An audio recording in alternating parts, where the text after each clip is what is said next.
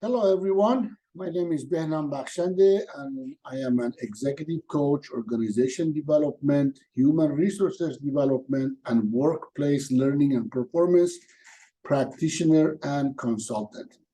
Welcome to part two of two series conversation about potholes in the highway of love, mistakes you can avoid in any relationship.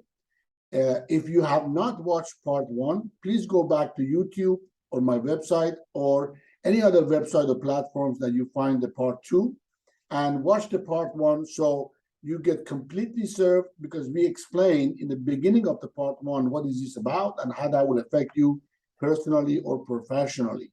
So please go back and watch part one first. Thank you very much.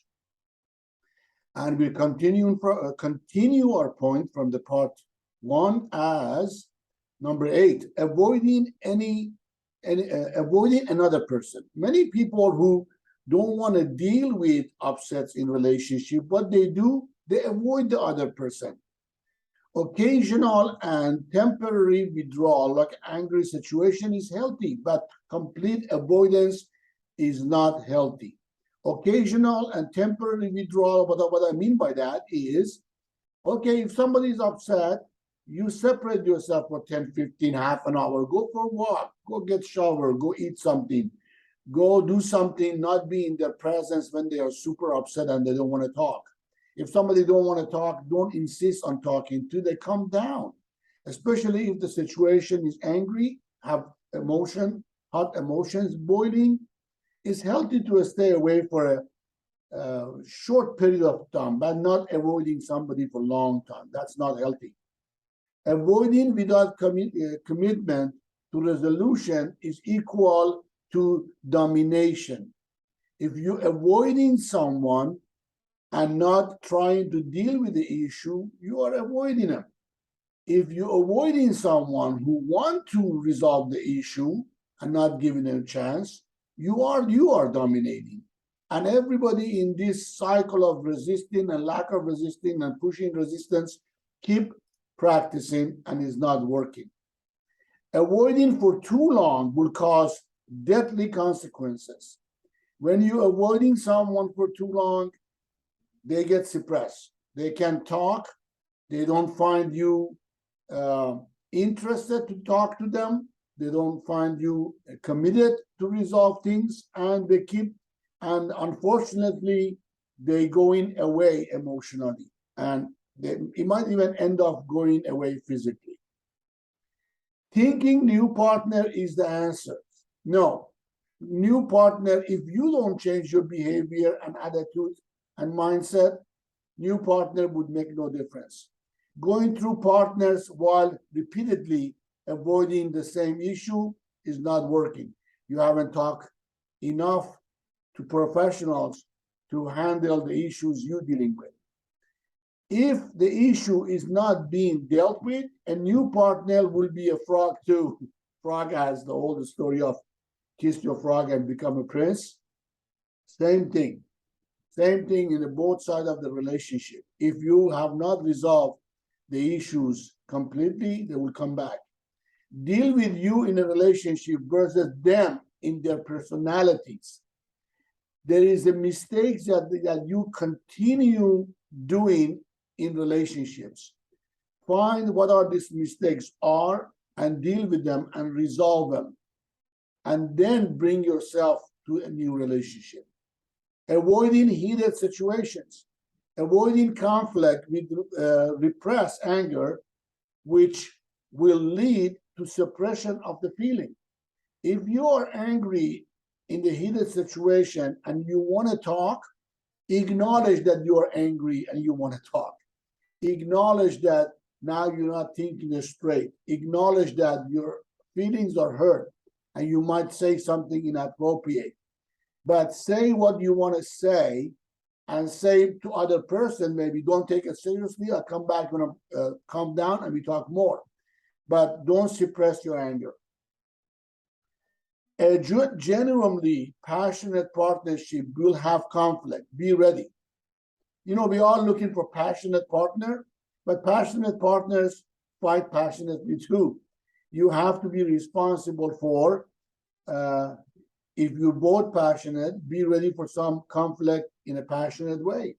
By the way, I apologize for my window being open and sun, beautiful sun in Northeast Pennsylvania shading in my face. So you might see me like this for a while. If you are not dealing with the heated issues head on, it would cause a deadly explosion later. One of the practices I have done and I tell people to do, if you are super angry and you think expressing yourself in that level of anger will be damaging, go punch the punching bag. Go get a piece of a stick and hit the tree. Go talk to a friend. Go vent somewhere. Go scream in the pillow. Get that energy out. If you don't get that energy out, somebody else would receive that energy, which is not good. Creating out of control situation, not good. Conflict out of control is an excuse for physical, verbal, or psychological abuse. Don't let your upset situation escalate to a point that go out of control. You have to be adult in this conversation. You have to have a self-control and self-regulation. Again, part of emotional intelligence scales. I have no respect for relationships that end up to physical, verbal, or psychological abuse. If you feel being abused, communicate about it. And if the behavior the other person is not changing, it's time to break up and move on. Abuse behavior always causes loss of respect, as I said. If you lose respect for someone, your love will not save the relationship. Without respect and partnership, no relationships work personally or professionally. Take turns being angry. And when both partners are angry, take a time off. That is a function of adulthood. Two adults, when take responsibility for their behavior, they do time out. They talk about, okay, you now express your anger, then I express my anger, and then we take time out and we go in our corners and think about what we said and what we want, and we come back and talk again. Being passive and contemptuous, not rocking the boat because you are resigned about what you can do. Being contempt is never work. Feeling not talking about it and not dealing with it is never work. You become what they call doormats, right? And then you go and complain about becoming a doormat to your friends and family. Being a yes person to be liked, you will lose your respect. Many people think if they keep saying yes, relationship will go better and longer. No, that's another form of contempt. When you keep saying yes, then you would lose your respect for yourself. Being passive will allow you to be a victim. So being passive, being a yes man, being a doormat never work. You can rock the boat responsibly. We talk about it, how to communicate when you're upset, when you're passionate. So practice that for a while. Behaving disrespectfully. Disrespecting is a form of domination and control. If somebody show disrespectful behavior and attitude and in your presence, because they want to dominate you, because they want to control you. Somebody who can talk effectively and listen actively and acting as an adult do not need to show disrespectful behavior. Ask your partner in advance what they would consider a disrespectful behavior. In the beginning, when you see red flags, when you want to be respected, communicate. What do you mean by respect? And ask them what respect means to them. Disrespectful behavior is generated from lack of self-respect and self-confidence. Somebody who respects oneself don't use disrespectful behavior or language. Somebody who is self-confident, and no self-regulation and self-management, again, distinctions of emotional intelligence scales, don't do that kind of behavior. Being indifferent. Being indifferent starts from not being gotten when you are communicating. Some people are like, whatever, I communicated, it doesn't work, so I walk away from this. Or they don't get engaged with the relationship and they become totally separated emotionally, which end up being separated physically, and is not good. So if you feel being indifferent, get into communication. Showing indifference is a form of resentment and domination. Indifference is initiated from lack of commitment. If you are committed to the relationship, you do not become indifferent. If you feel indifferent, then you get in communication. Being hard to please, not acknowledging others' contribution to you. Some people are so, everything's about themselves, they don't even see other person's attempt to participate in the relationship and make the relationship work. And they're not acknowledging some people's attempts because it's all about them. Acting like the world owes you something. Make your life about others and you will get what you want. What do I mean? Make your commitment to your relationship 100%. This is an issue this is a topic that so many people have an issue with.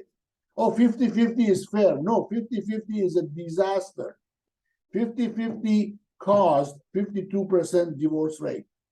If you put everything you got, 100% in the relationship, then you watch the other person, see how much they put in, right? Ask them to put 100%. Imagine if the both parties try 100%. It's heaven. Everything in communication and listening to each other and respecting each other and giving each other 100%. And then ask each other, what do you mean by 100%? What does it mean to you? Listen, these points are effective. You can use them, but they are not magic. You have to put some effort on your personal or professional relationship. Learn about effective communication. Learn about active listening. Learn about emotional intelligence skills. Self-awareness, social awareness, self-management, and relationship management. These are main factors of emotional intelligence. The world doesn't owe you anything just because you let go of some anger, resentment, or upset. You owe the world to be powerful and present to your own magnificence. Please follow us on Coach Behnam or Behnam Bakhshandeh or Prime Co-Education. We are at your service for any personal and professional coaching, webinars, seminars, or in-person event in your business. Thank you very much for your time. I appreciate your time. Thank you for paying attention to these talks, and have a great day.